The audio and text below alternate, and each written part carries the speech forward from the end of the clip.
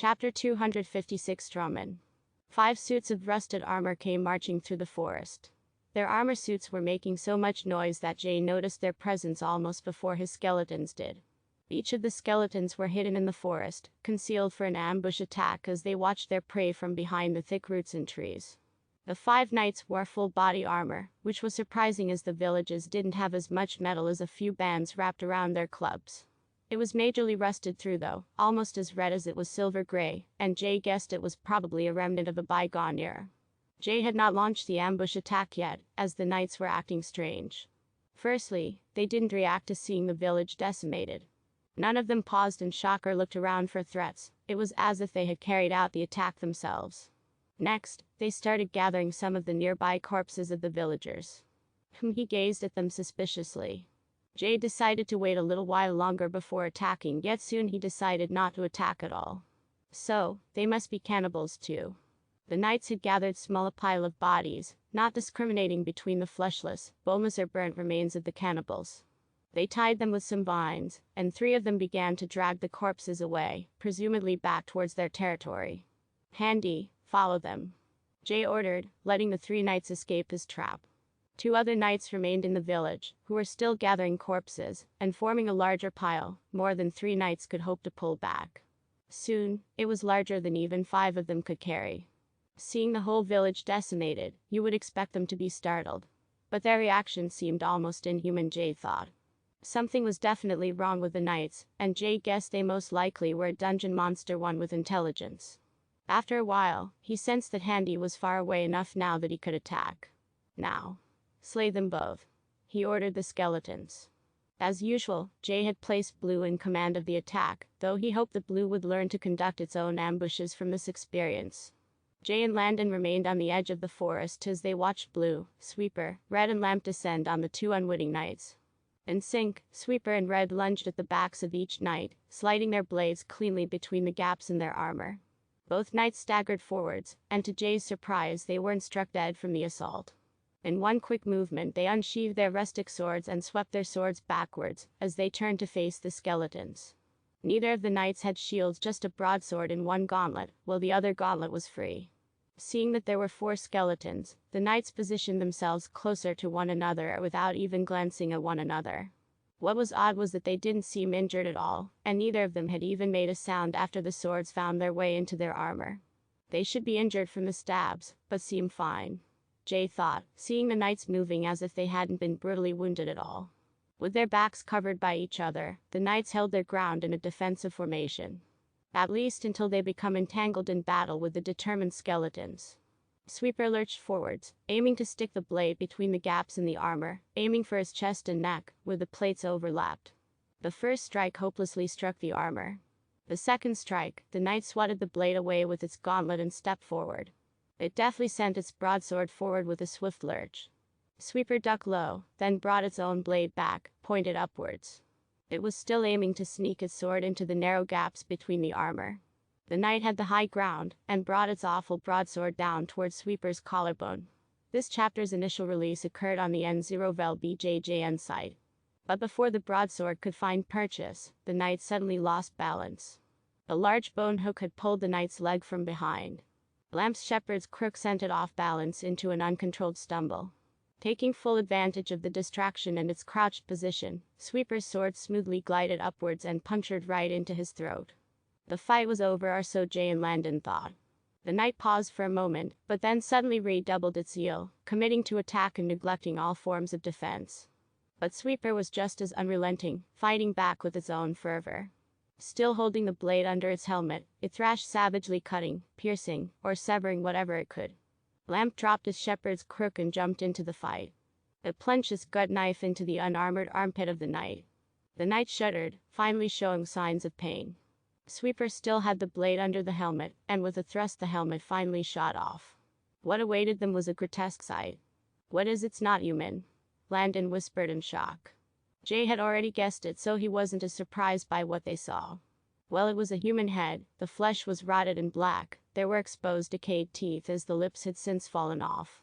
The damage from Sweeper's flailing sword had caused deep gashes across the face, each seeping a green fluid, while its eyes were grayish-white, sunken and looked deflated. Lamb prepped his gut knife from its armpit, a splash of green spilling out with it. It switched the gut knife into a reverse grip and stabbed it deeply into the exposed neck. A jet of green blood burst out. Sweeper had since jumped back as the knight began to ferociously swing its sword, finally landing a hit on the skeleton. Sweeper's arm was chopped off. As a skeleton, it felt no pain. It turned it into an advantage instead. The splintered bone just became another weapon which it tried to thrust into any armor gaps it could hope to.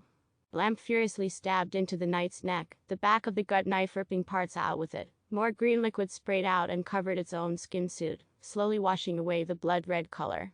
Finally the knight spun around to face Lamb, yet it didn't swing with his sword. Its free hand suddenly pointed all its fingers forward, forming a knife hand which plunged into Lamb's stomach, easily piercing its human leather suit. Lamb turned its head to the side, confused as it took no damage at all.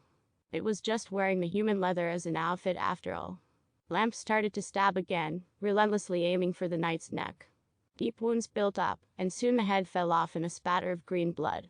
Yet the knight didn't fall down. However, the knight now had its back to Sweeper. It wasn't until Sweeper plunged its longer arcane sword deeper into the headless body did it fall down, its hand falling out of the hole it made in Lamb's leather chest. Some more green blood flowed through his gauntlet even though there was no wound. 115 X. As its body fell to the ground, the skeletons began stomping their feet on the ground near the body, as if they were happy kids dancing in a puddle. At least that was what Jay thought. Landon could only watch in astonishment and fear. He had never seen a knight killed before, but to learn what was hiding under their armor was almost too much for him to bear, not to mention that he had been traveling in the service of an otherworldly being, who could raise the dead and take his flesh and bones away in a moment's notice. Neither Jay nor Landon could see anything, but Jay had a feeling that it was like when he had killed the Leech Queen. His guess, it was a parasite-type monster. "Remind me to check Lamb's flesh later," Jay whispered. Landon nodded, but his face was twisted in disgust. He couldn't stand to watch, but he couldn't look away. 115 X. The second knight fell to the ground right after, its rusted armor clunking into its own puddle of green blood. Initially, Red was fighting the second knight alone, while Blue surveyed the battle. Seeing that the situation was contained and that its master was safe, Blue moved to join the fight and ended it shortly after, knowing its weakness was in the chest. After the fight, Jay was intrigued. The idea of a monster which took over humans and pretended to be them interested him as much as it made him recoil in disgust.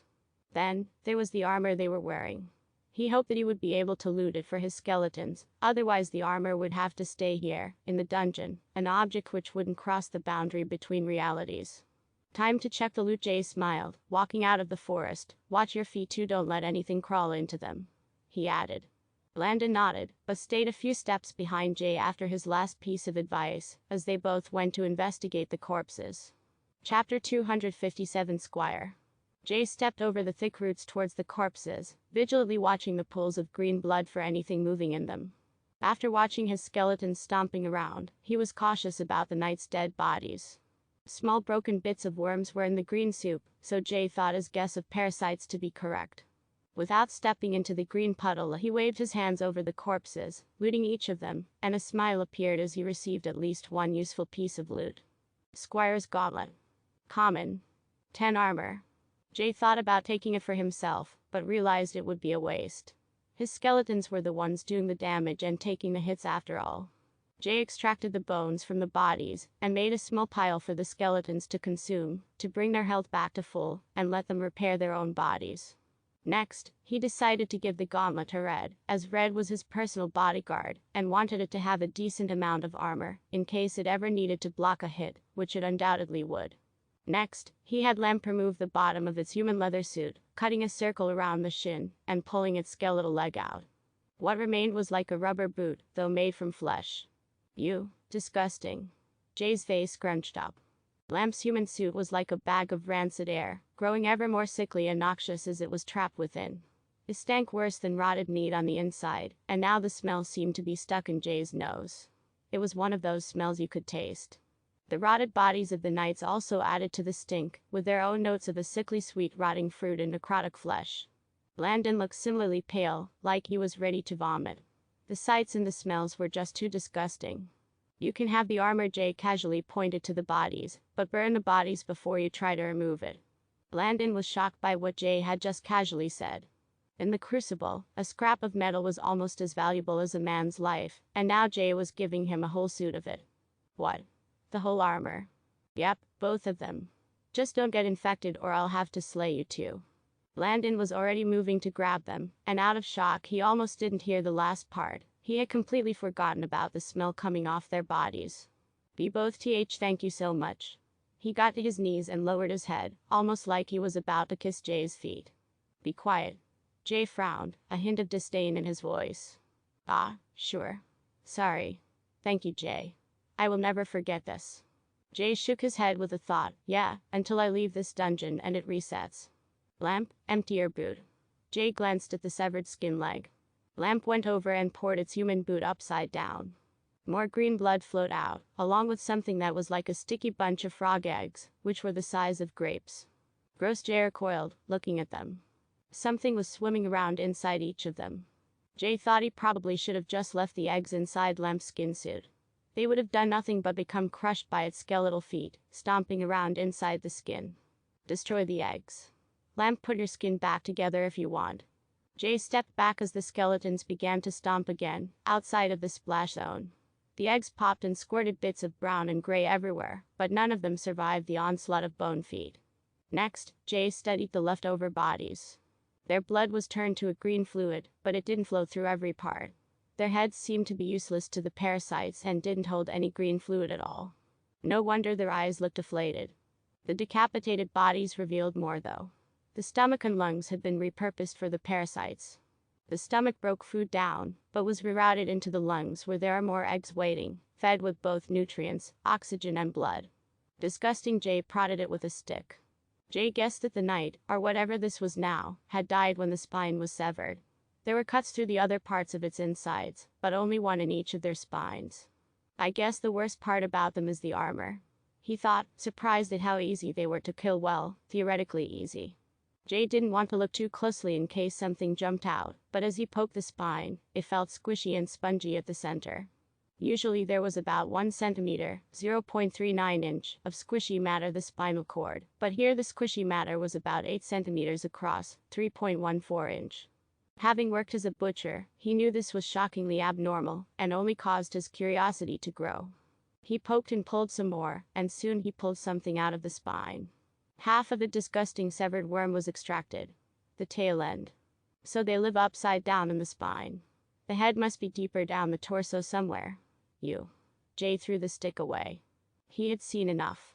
So, the eggs enter someone's body, grow into worms while eating their spines, and then control people.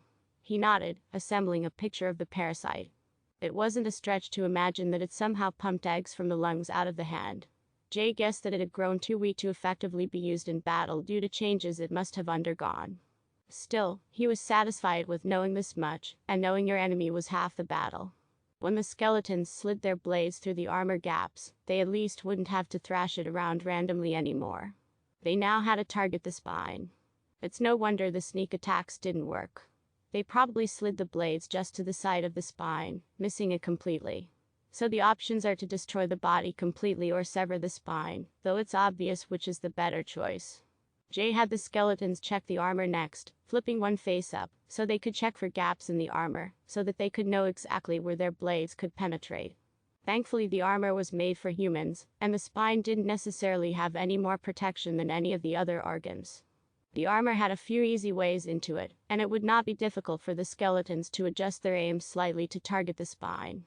However, since they had minds and must learn, Jay had them practice their attack, stabbing the corpses while Landon watched helplessly, realizing that even with full body armor, he and his men would never match up to the undead. Plus, he also looked like a helpless, lost puppy, as he saw his new armor being pierced and ravaged. In the meantime, Jay explained everything he thought and did while examining the knights to the skeletons, as it would help each of them become better at figuring things out in the future too.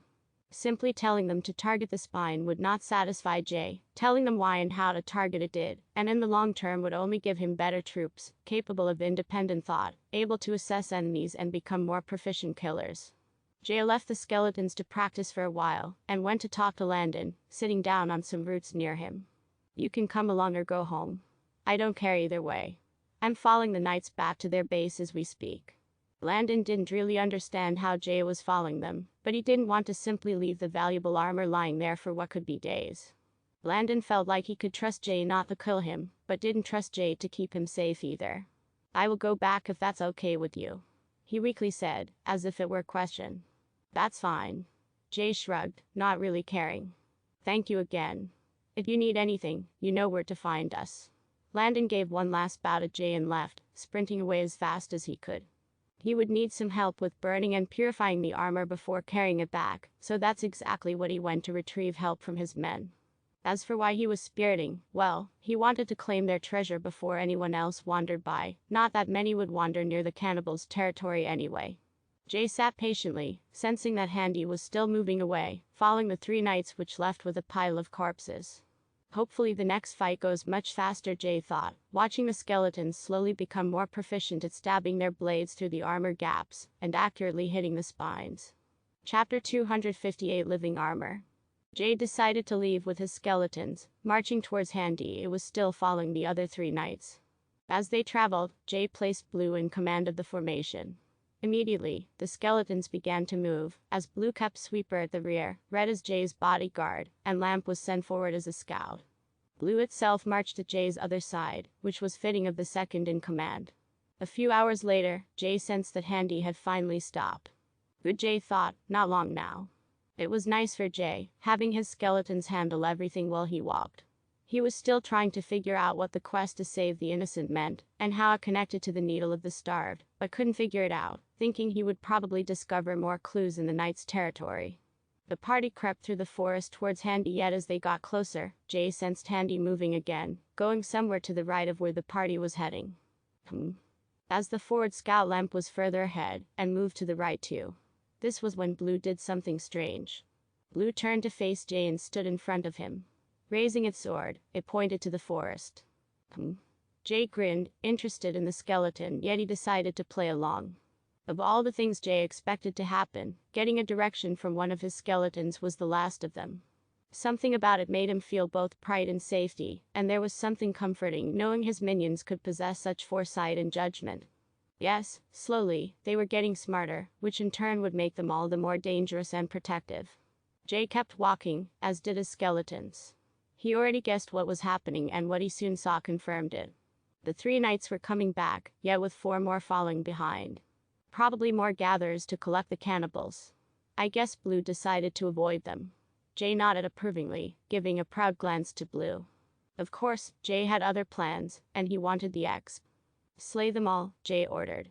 The four skeletons gathered, creeping through the forest and sneaking ever closer to the four knights from the back.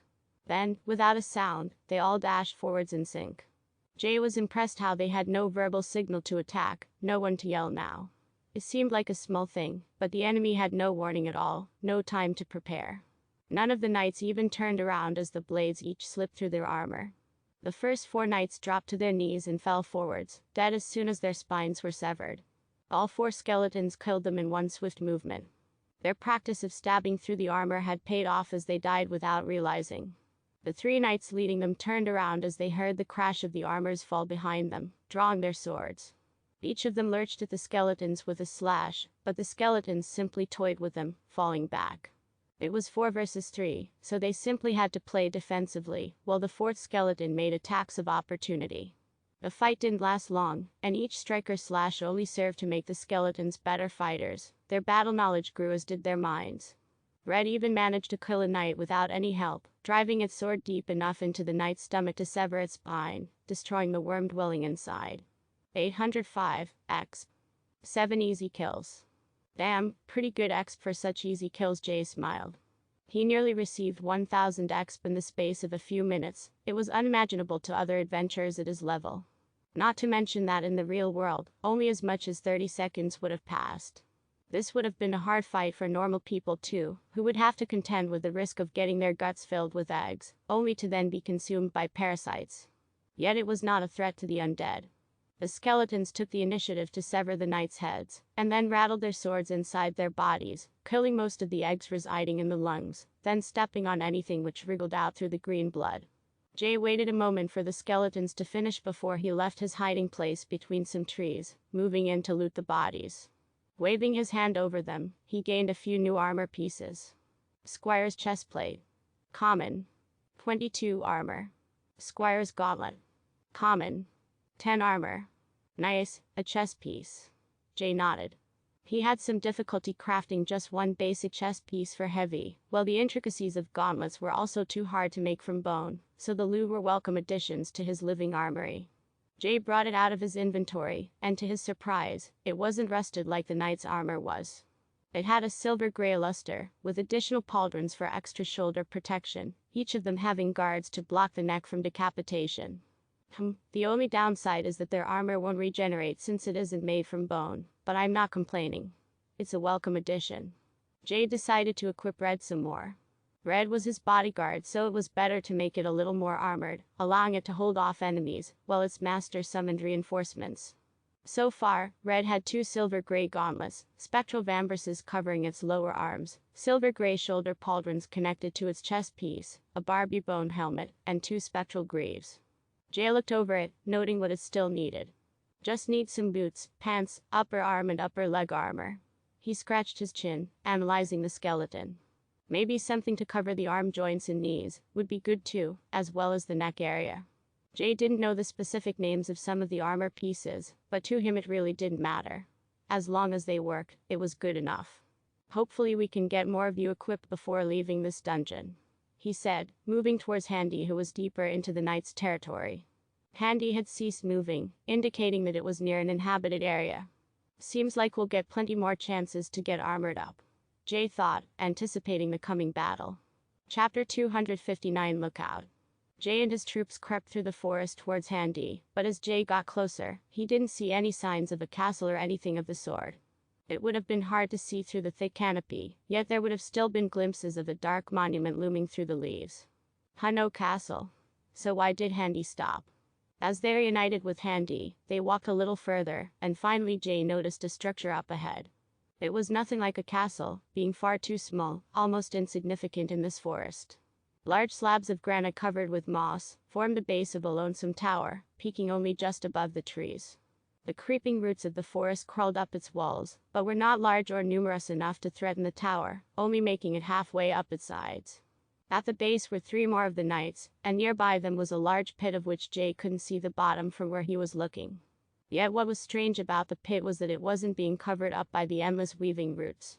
Jay began to plan, but seeing that there were only 3 knights, he didn't get it much thought. Seems like it's just a lookout tower. Could be more knights inside, but I don't want to waste more time coming up with the perfect attack plan. Take them out, then block the tower exit. Jay glanced at Blue. The skeletons assembled under Blue's control before moving out. Jay's plan was a simple one, but one which was tried and tested. Kill the enemies in a choke point the tower's exit. It had served him well in 2 dungeons already, as well as when the Wood Elemental Horde had attacked Losla, the choke point being made from other adventurers in that case. It had worked effectively in the Mistkeep dungeon too. The skeletons had Handy with them now too, and 5 against 3 led the undead to an overwhelming victory. Severing the spines, they made short work of the 3 knights outside the tower, and quickly formed a blockade at the tower's exit, a wall of death. After a few moments though, only silence filled the empty tower. It's either empty or they didn't hear. Jay left the cover of the trees after the outside area was scoured, and all threats had been eliminated. 345 X. Before exploring the ancient stone tower, Jay first noticed the pit. Well, not noticed, he couldn't look away. Roots forced the earth open, forming walls of a dark underground cavity, which seemed to beckon passers-by into its mouth. In the center of the pit, which all the roots connected under, was a gathering of undulating bulbs, of what seemed to be closed roses, yet each of them were the size of humans. A few of these roses were still open though, and instead of a beautiful flower was instead fleshy petal-like flaps, covered with serrated spines, dripping with drool. So that's what happened to the cannibals, Jay thought. It didn't take a genius to figure out that they had tossed the corpses into this den of flesh, but what Jay wondered about was the relationship between the parasites and the knights, and this grotesque flesh-eating plant which the roots seemed to be emanating from, or at least partly connected with. Looking around, a comparatively larger root caught Jay's eye. Unlike the other roots, it seemed to almost be alive, as it was contracting and squeezing in peristalsis. This particular route curved up the wall and out of the cavity, then headed into the forest, going deeper into the knight's territory, and if Jay guessed, it was like an artery, sending nutrients back to the main nest. Or whatever it had in place of a nest. I wonder what happens when it's cut. Jay scratched his chin, a mischievous look appearing on his face. But first he glanced at the tower. Move in. Secure the tower, he ordered, then went to loot the 3 dead knights originally guarding this place. Jay only received another gauntlet, which he saved for Blue. The skeletons had disappeared into the shadows inside the tower, but he heard no sounds of fighting, and Jay guessed they were ascending some internal staircase as he walked over.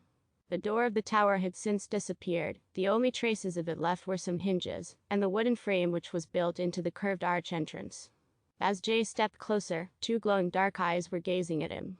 It was Blue. Oddly enough, Blue stood in the way, blocking Jay from entering. Jay was curious why it would do such a thing, and wanted to both push past while ordering the skeleton to move, but maybe to even his own surprise, he stopped, and decided to trust the skeleton. I'm sure it must have a good reason to stop its own master, and Creator Jay thought, well, it better have. Thud. Whoosh. Suddenly, a heavy earth-shaking crash of metal caused a gust of dust to come from the tower entrance, causing Jay to shield his eyes for a moment.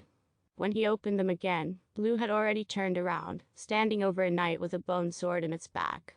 With a swift ring of its sword, Blue severed the spine and pulled its sword out in one clean movement. The blade trailed along the armor's edge, causing a ringing, while a splash of green blood spattered out.